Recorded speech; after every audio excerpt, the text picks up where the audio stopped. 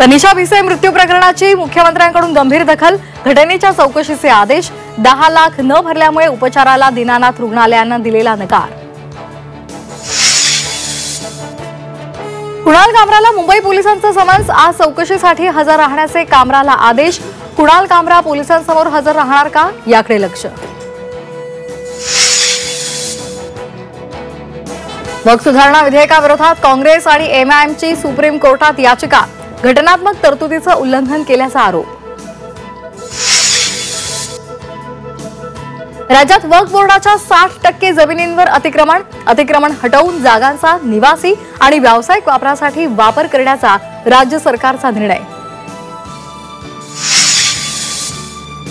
जगातील व्यापार युद्ध आणखी तीव्र, अमेरिकन वस्तूंवर चीनकडून 34% वाढीव आयात शुल्क, दुर्मिळ संयुगांच्या निर्यातीवरही निर्बंध। आंतरराष्ट्रीय बाजारात क्रूड ऑइलच्या दरामध्ये 8% घसरण, देशामध्ये पेट्रोल आणि डिझेल स्वस्त होण्याची शक्यता।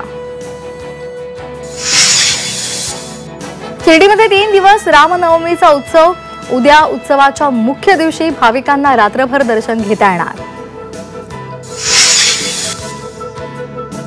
मुंबई चिपी विमान सेवा 18 एप्रिल पासून सुरू होणार, एअरलाइन्स कंपनीकडून सेवा सुरू होणार, खासदार नाना नाणे यांची माहिती।